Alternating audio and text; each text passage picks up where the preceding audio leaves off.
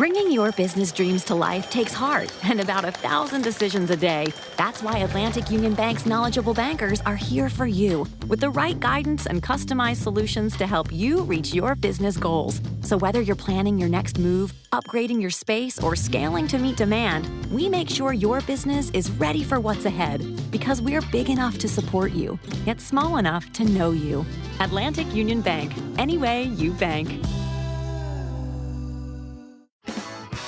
Before you begin your road trip, ask yourself, do you really need 5 full suitcases? With the 2026 Kia Sportage X Pro's class-leading cargo space, you'll have room for what you need. Find out more at your local Kia dealer today. Keep the adventure going. Kia, movement that inspires. Call 800-3334-KIA for details. Always drive safely and obey all traffic laws. Comparisons based on second row legroom and cargo space behind second row seats in the subcompact SUV class according to Kia segmentation as of October 2025. The Jack Welch Management Institute at Strayer University helps you go from, I know the way, to I've arrived with our top 10 ranked online MBA. Gain skills you can learn today and apply tomorrow. Get ready to go from make it happen to made it happen and keep striving. Visit strayer.edu/Jack Welch MBA to learn more. Strayer University is certified to operate in Virginia by Chev and has many campuses, including at 2121 15th Street North in Arlington, Virginia.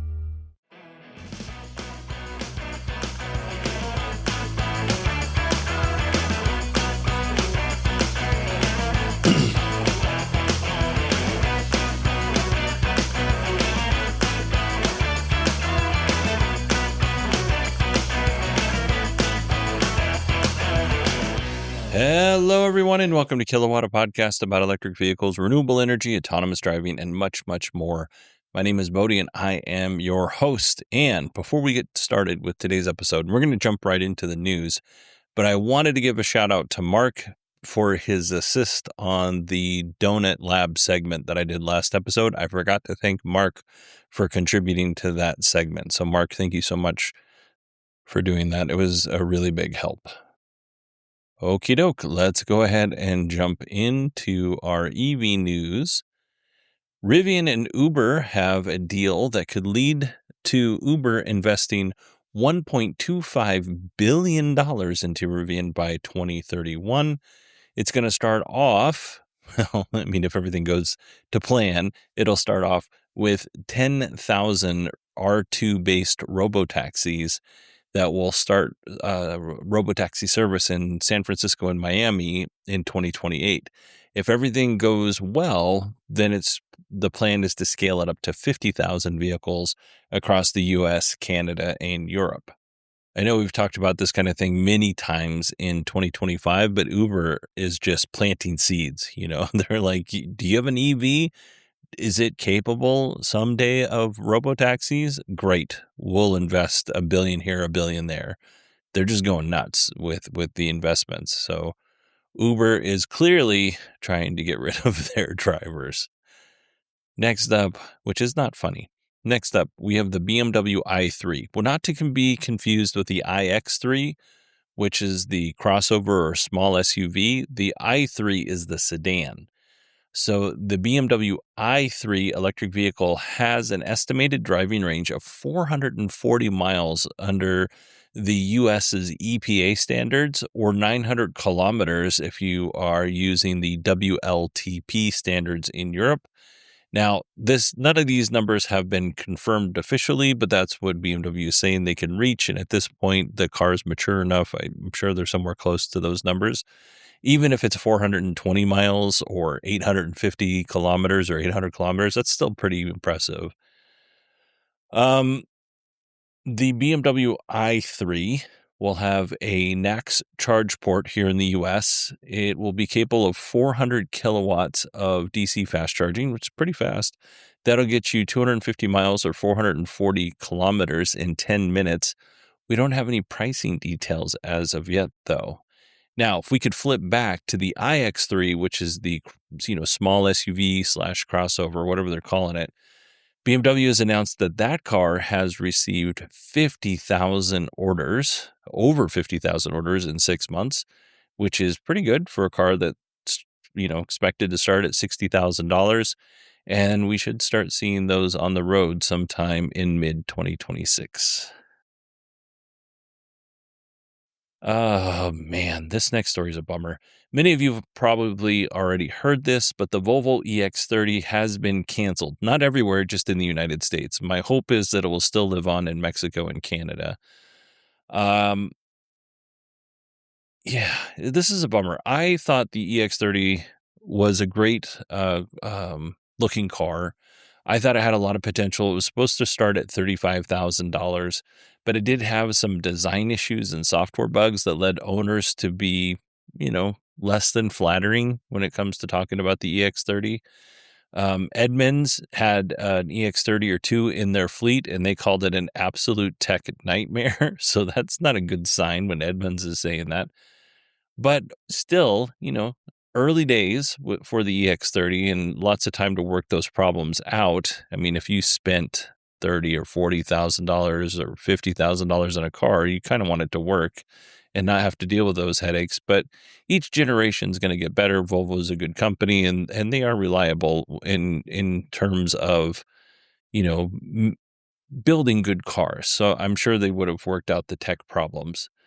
Originally, the EX30 was supposed to be built in China and then shipped to the United States. And then the Biden administration slapped a 100% tariff on EVs that were built in China. And so Volvo kind of shifted some things around, and they either moved all or some of the EX30 production to Europe. And then the Trump administration added their tariffs. So that $35,000 price point for a starting price just got more difficult. And, Volvo must have just thought, you know what, the juice isn't worth the squeeze. And there's also a recent battery recall on top of all of those other things. So it may be that the EX30 is canceled for now, and then they just kind of correct all these other issues that they got going on, and then maybe they bring it back to the US. That the fingers crossed, but I don't see that happening anytime soon. If it ever, this kind of came at a time, not kind of, it did come at a time when other car companies were canceling vehicles. The Ford canceled the F-150 Lightning, and they're going to bring it back, but as an E-Rev.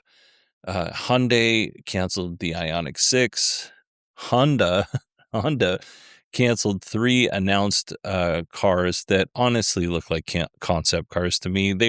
I did not think these cars looked good, nor did I think that Honda was going to sell very many of them. To me, you can go look at Honda's, I think it's Concept Zero or Zero cars. I can't remember exactly what they were calling them, but you can look at their EVs that they canceled if you just do that search into Google. To me, these cars look like what a 1980s movie thought cars in the year 1999 would look like. Not even that far ahead. And we're not talking 100 years ahead. I mean, we're talking like some pretty ugly cars as far as I'm concerned. So I'm not particularly bummed that Honda canceled them, nor am I surprised. I don't think that Honda has taken EVs all that seriously.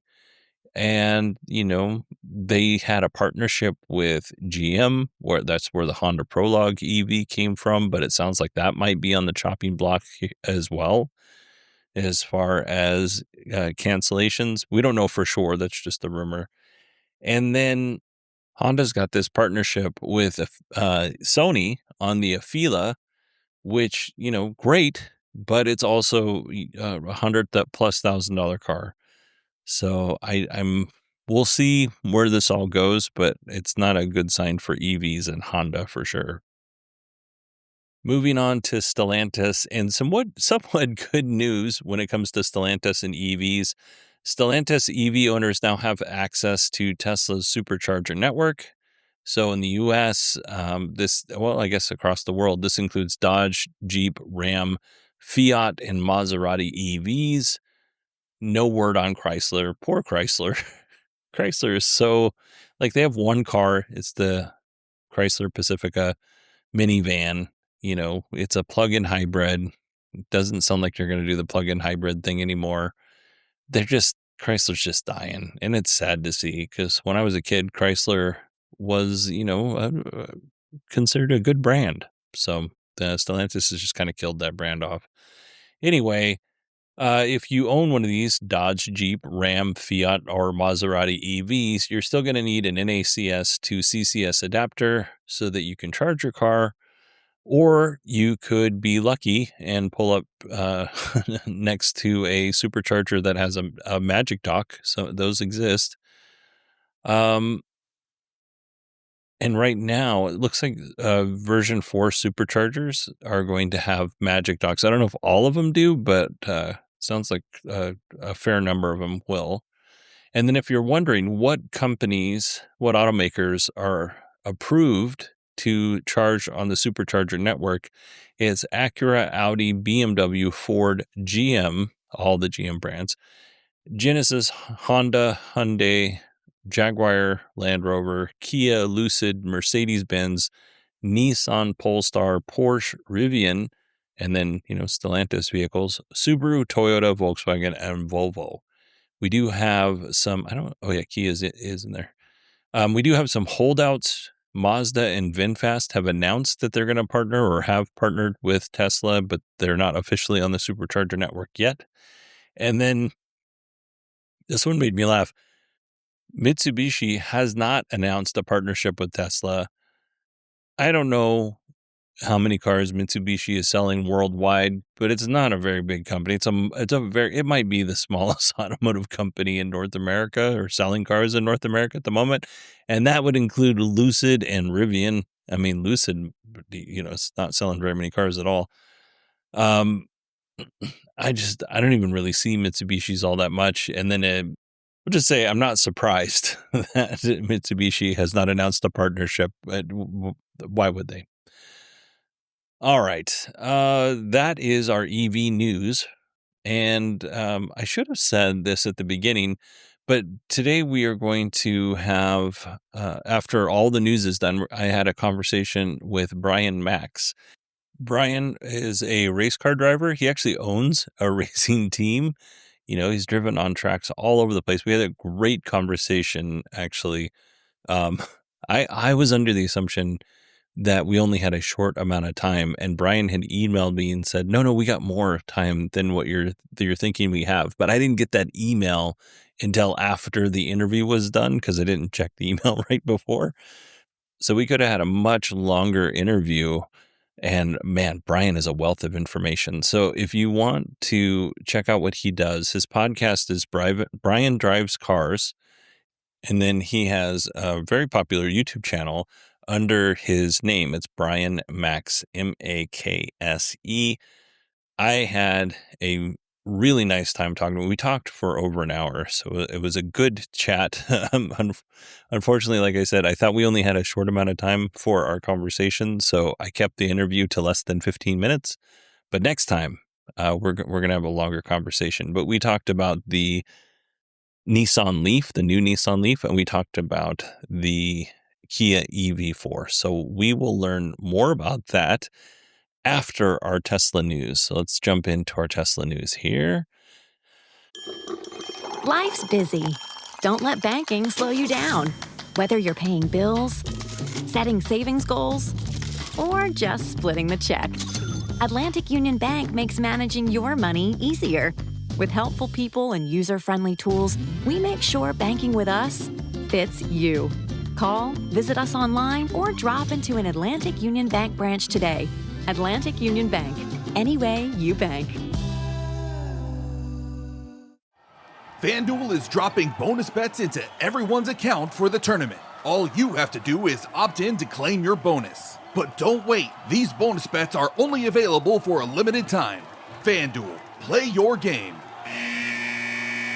21 plus and present in select states. Bonus issued as non-withdrawable bonus bets which expire 7 days after receipt. Max bonus $500 unless otherwise specified. Restrictions apply. See terms at sportsbook.fanduel.com. Gambling problem? Call 1-800-GAMBLER. High five! Yeah! Dave's company just got the 5-year price lock guarantee from Comcast Business. Heck yeah! That's gig speed internet at a great rate for 5 years. Yes! Powering 5 years of savings, powering possibilities. Comcast Business. Now through March 29th, switch to Comcast Business and lock in a great rate for 5 years on a qualifying internet bundle. Plus, ask how to get a $500 prepaid card. For a limited time only, call today. Restrictions apply. New customers only. 1-year contract required for guaranteed rate. 5-year pricing applies to monthly service charge, excluding taxes and fees. Good news if you have a Gen 3 Tesla wall connector and you've never been able to get it to connect to Wi-Fi, there's a new update that improves Wi-Fi connectivity. Or if you were able to get it to connect to Wi-Fi and it was spotty. So for a long time, probably a year, maybe 2 years, my Tesla wall connector was not connected to Wi-Fi because I just was not able to get it to connect. And then because my old Eero system was old, it was like the second generation Eero last year in 2024, I upgraded to new Eeros. And Allison and Steve Sheridan were nice enough to walk me through setting it up on the new system. And while I had done this on the old system, I just needed Allison and Steve to be my Sherpas. So we temporarily paused the 5 gigahertz on my Eeros so that the wall connector could connect to a 2.4 gigahertz. I'm not 100% sure if you've never been able to get your wall connector to connect, how you're going to be able to get it to update to get this really cool Wi-Fi connectivity improvement. But that would be my advice is if you have the ability to pause the 5 gigahertz on your network and allow it to connect to the 2.4 gigahertz, that would be a good way to go. Also, because I was setting my new Eeros up, the first thing or one of the first things that I connected was the wall connector. I did not connect any other device, none of the hue lights or any of the other things that I got going on in the house before the wall connector. So I don't know if that improved my chances or not. But anyway, it was extraordinarily frustrating. So I'm glad that I was able to connect. And thank you, Allison and Steve. And B, they're improving the connectivity. So that's a good thing. Tesla has opened a few 500 kilowatt superchargers. Let's see, Kissimmee, Florida, which is supposed to be open soon if it's not already open.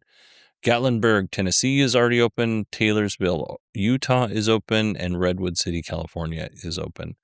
Now, 500 kilowatts is not going to be something that you can take. You can't take advantage of all of that on your S, X, Y, or 3. It's, they're basically capable of hitting like 250 kilowatts peak on V3 superchargers. But the Cybertruck, if you have a Cybertruck, which has an 800 volt high voltage architecture, you could definitely hit that with the Cybertruck.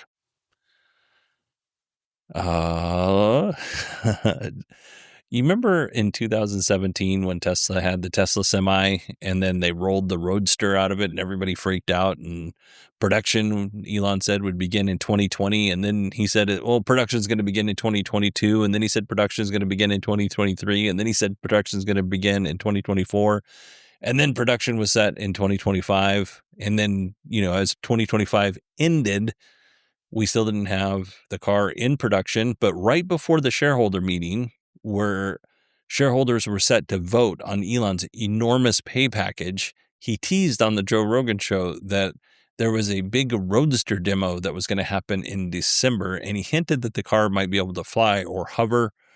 And coincidentally, that demo date in December was not too long after shareholders, the date that they were scheduled to vote. And the announcement on the Joe Rogan podcast was right before that vote, like a few days or a week before that vote. So they came in very close time.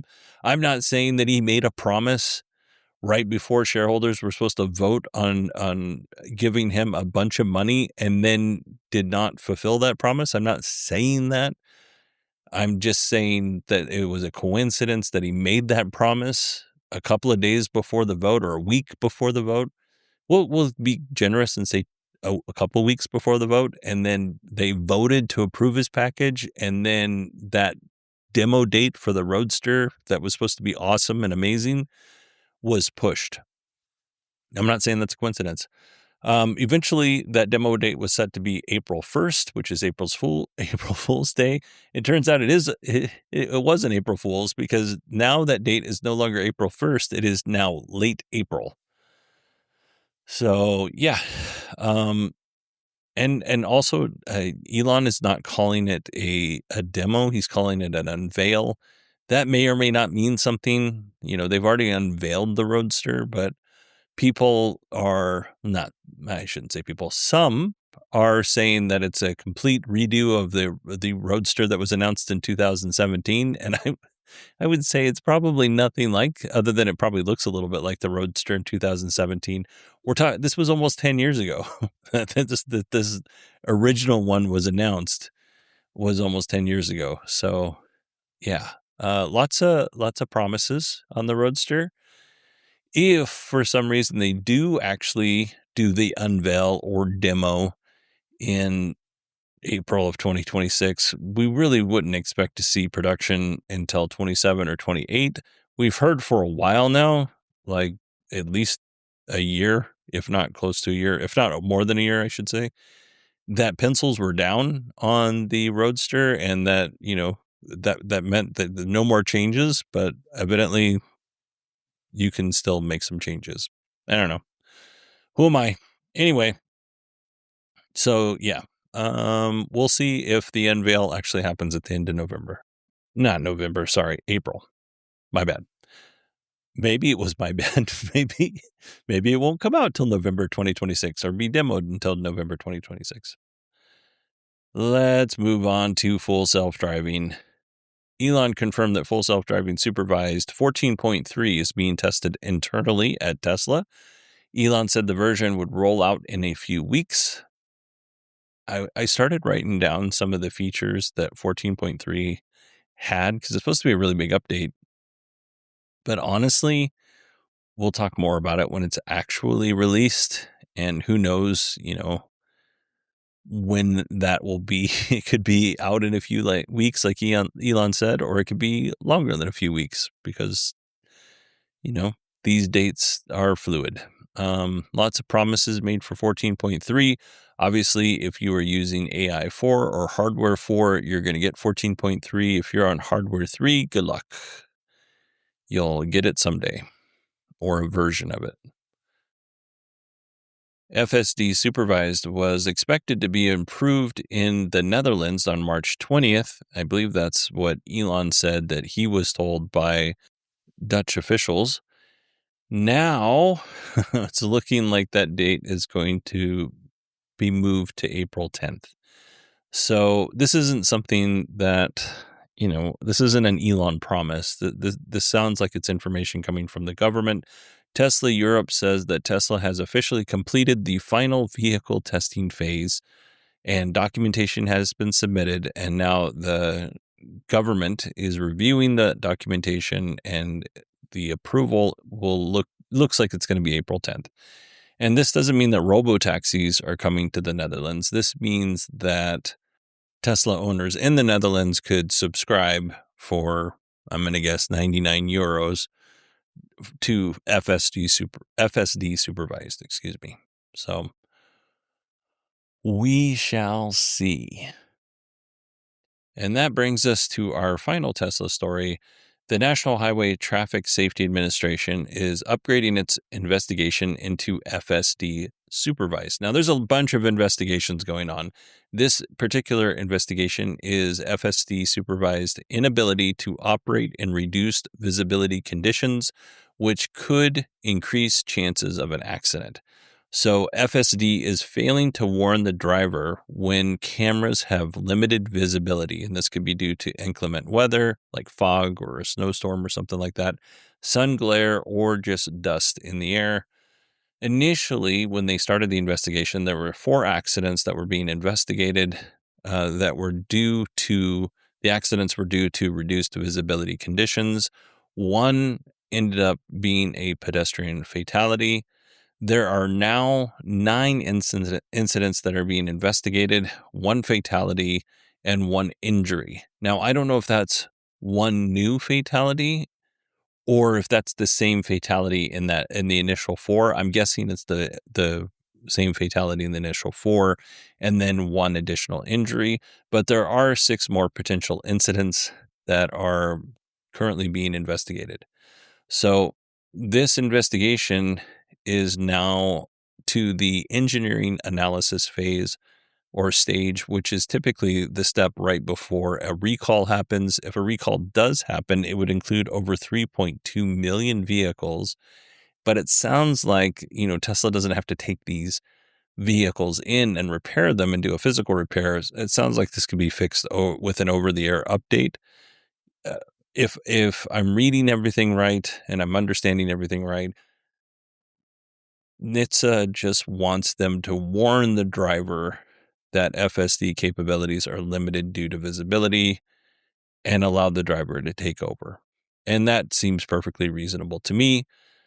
NHTSA is also separately investigating 58 incidents involving traffic violations while FSD was activated, like running red lights and going around the barricades when a train is coming, that kind of thing. So there are several investigations that are happening with Tesla at the moment, but those are the ones that I'm going to talk about. Life's busy. Don't let banking slow you down. Whether you're paying bills, setting savings goals, or just splitting the check, Atlantic Union Bank makes managing your money easier. With helpful people and user-friendly tools, we make sure banking with us fits you. Call, visit us online, or drop into an Atlantic Union Bank branch today. Atlantic Union Bank. Any way you bank. FanDuel is dropping bonus bets into everyone's account for the tournament. All you have to do is opt in to claim your bonus. But don't wait, these bonus bets are only available for a limited time. FanDuel, play your game. 21 plus and present in select states. Bonus issued as non-withdrawable bonus bets which expire 7 days after receipt. Max bonus $500 unless otherwise specified. Restrictions apply. See terms at sportsbook.fanduel.com. Gambling problem? Call 1-800-GAMBLER. Hi everyone, I'm Charlie Cox. Join us on Disney Plus as we talk with the cast and crew of Marvel Television's Daredevil Born Again. What haven't you gotten to do as Daredevil? Be in the Avengers. Charlie and Vincent came to play. I get emotional when I think about it. One of the great finales of any episode we've ever done. We are gonna play Truth or Daredevil. What? Oh boy. Fantastic. You guys go hard, man. Daredevil Born Again, official podcast, Tuesdays. And stream season 2 of Marvel Television's Daredevil Born Again on Disney Plus. So that ends our Tesla news. Let's go ahead and jump into our interview with Brian Makse. Brian, welcome to the show.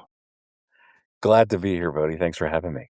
Brian, you do something that is so cool. In my opinion, it is so cool. Is you get to go out and test drive a bunch of cars and then do reviews on them.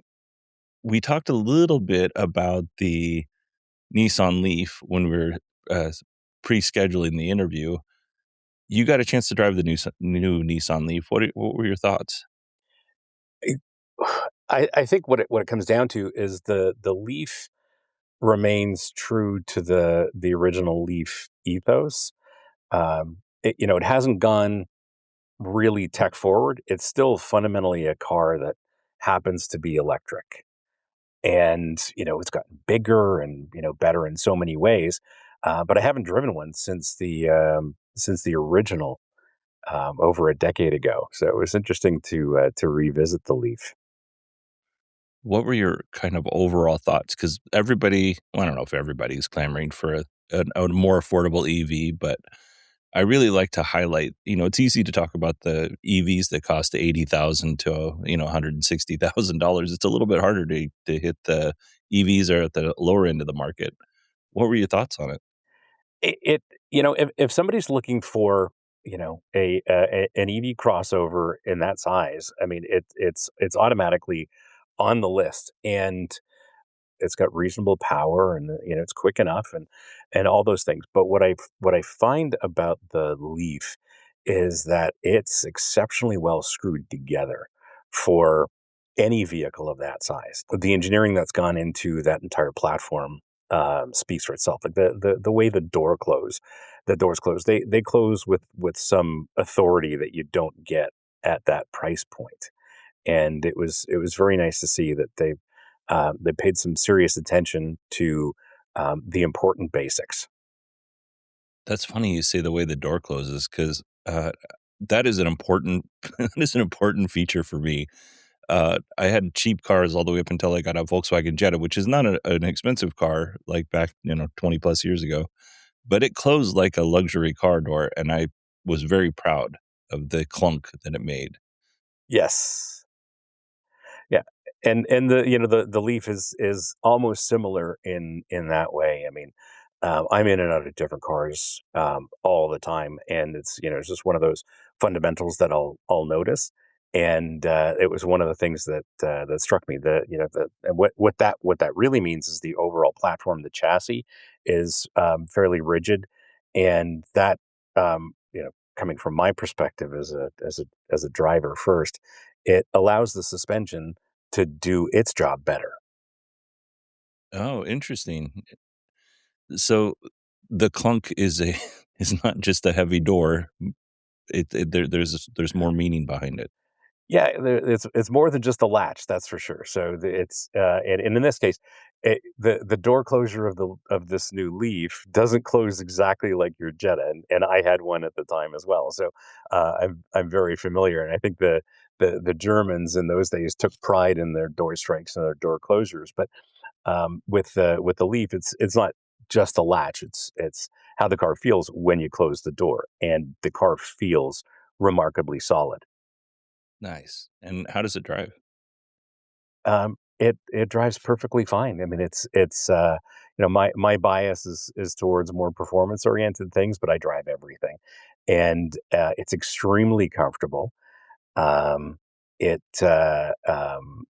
it's quiet on the road, and drives exactly the way you'd expect it to. And again, on the softer side for sure. So comfort first, more than outright handling, for example. But it drives extremely well, and I think the big takeaway is that it's not a tech focused EV. It's a Nissan that happens to be an EV. Yeah, I am a big proponent of there's a space for EVs that looks like or should be spaceships, right? And then there's a space for EVs that just should be car, and that's all they are. Yes, and that is a good thing. Um, and some of my audience automatically thinks that because of my racing background, I should hate EVs, and that couldn't be further from the truth.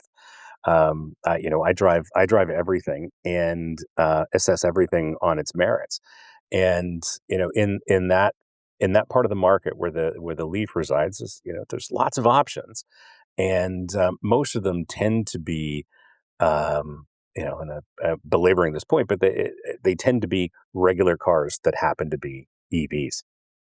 So what are you in now? Because you're currently working, so we're going to keep this interview sort of short. But I'm interested in what you're driving right this second.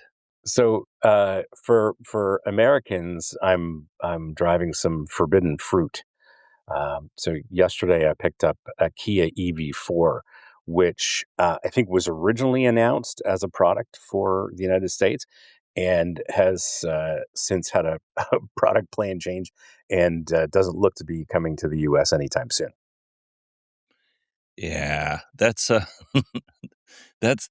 we're the U.S. is I don't know, graveyard's the right word, but maybe American versions of the EX30 and the Ioniq 6 and now the EV4. Well, the EV4 was announced a long time ago that it wasn't coming to North America, but what are some of the things because it kind of fits in that same Nissan Leaf mold. What are some of your initial thoughts? Because I know you haven't had it for very long.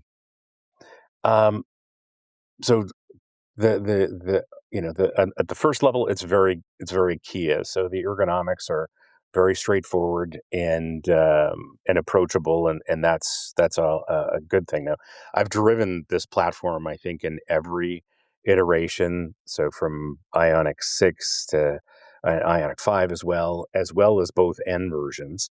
EV6, I've taken on long road trips. So, I've driven, I think, all the variations of this platform. And I think this is a little closer to the Ioniq 6, obviously with very different styling. But in terms of packaging, it's similar. Um, I think it looks like it's a little more crossover like, but to me, it comes off more like a car rather than a crossover like the EV6 does. Um, Very spacious. The one I'm driving is a front wheel drive version, not an all wheel drive version. And that's one thing I don't understand is someone who understands automotive engineering, and one of the things I've been hoping for is this as more EVs come on the market, car makers abandon the whole idea of front wheel drive and simply package these things as rear wheel drives. And this is one of those cases where I don't understand why this is front wheel drive when it can be rear wheel drive. Is that more for a performance reason? Again, from my perspective, a rear drive, uh, a rear drive vehicle is just a little bit more fun, a little bit more of a willing dance partner in the corners. And with front wheel drive, and this is a great example. The front wheels have two jobs in a front wheel drive vehicle, and that's one to move it, to accelerate it, as well as do the braking, but also to turn. And tires only have a limited ability to do those things. So when you ask a tire to do two things, you're taking there are some compromises you're taking away from its ability to do something else. And from a weight distribution standpoint, one of the, especially where I live in a northern climate, front wheel drive has some inherent traction advantages, but not in the case of an EV, because there's not, the mass of the battery is in the bottom of the chassis. It doesn't live on the front axle like it would in an ICE vehicle. So I was hoping to see this as a rear wheel drive car, but I guess that's not in the plans. I mean, Brian, I'd love to have you on more because uh, my knowledge is more towards technology and less towards driving mechanics and all the things that go into a car. Mhm. And you have explained it in a way that a dummy like myself can understand. So, thank you very much. I know you are in the middle of testing, so I'm not going to keep you for too long. But where can people find you? Primarily on YouTube.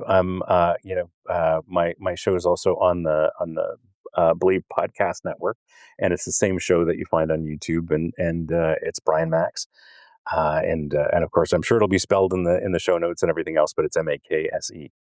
Yeah, absolutely. I will definitely make sure to link to that. And I will say I've watched several of your videos since we met, and lots of EVs. It's almost 50-50, it seems like, at least recently. It seems like you hit a lot of EVs. Yeah, recently it definitely is, and I know I've got more in the calendar as well, and there's so much to, from my perspective, there's still a lot to learn, and I'm learning more about um, the charging infrastructure, especially here in Canada, for example. It is we're dealing with vast rural areas, and those are underserved from a charging standpoint. So, learning a lot about that, and as well as the technology. And from my perspective, it's a blast, and I enjoy driving everything. And at the end of the day, if it paints a smile on my face, doesn't matter how it's propelled. I'm not biased, and I've had the joy of driving some very fun, very fast EVs over the years. Awesome. Well, Brian, thank you so much for coming on, and hopefully we'll see you again. Looking forward to it. Thanks, Bodie. All right. I want to thank Brian for coming on the show and being so generous with his time. Again, the the interview itself was about 13 or 14 minutes long. but Brian and I chatted for over an hour all together. It was a very, very nice chat. And he knows so much about cars. Like I understand, I think I do a pretty good job with the tech and the drama when it comes to EVs. But in terms of, knowing how cars work, I'm a little limited, and Brian definitely has those chops. So please go check out his YouTube channel, which is Brian Makse, and standard spelling for Brian, and Makse. And then you can also check out his podcast, which would be Brian Drives Cars. So 285 episodes. If right now the latest one, he's talking about that Nissan Leaf. So if you'd like more information on the Leaf, you can find that on his podcast and YouTube channel. And I'm sure that the EV4 review is coming as well. And a big thank you to Brian for coming on the show. Really appreciate it. And a big thank you to everybody for sticking around and listening to the show. I really appreciate that as well. I hope you all have a wonderful week, and I will talk to you next time.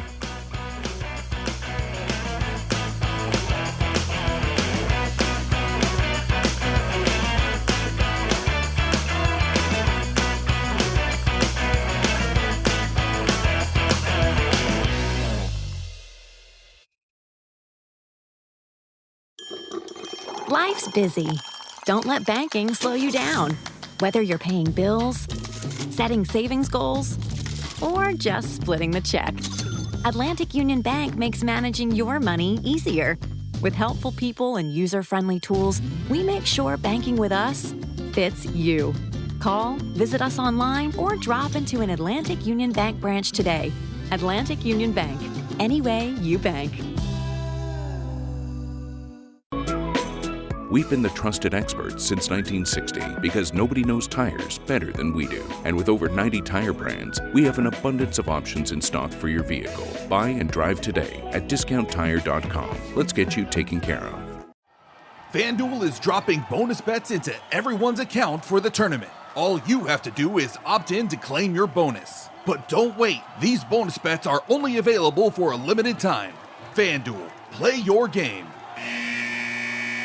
21 plus and present in select states. Bonus issued as non-withdrawable bonus bets which expire 7 days after receipt. Max bonus $500 unless otherwise specified. Restrictions apply. See terms at sportsbook.fanduel.com. Gambling problem? Call 1-800-GAMBLER. Bob Evans creamy mac and cheese and buttery mashed potatoes are made for those Easter moments you just can't plan for. Like realizing that Easter egg hunting really builds up an appetite. Or that time when the neighbors burnt their entire holiday meal and you invited them over. So this Easter, when there is no plan, say hello to Plan B.O.B. from Bob Evans, because when you bring out the Bob, you'll always have something delicious on the table, no matter what the Easter Bunny brings. When you need quick and easy comfort, bring out the Bob. Available now in your refrigerated section. Hi everyone, I'm Charlie Cox. Join us on Disney Plus as we talk with the cast and crew of Marvel Television's Daredevil Born Again.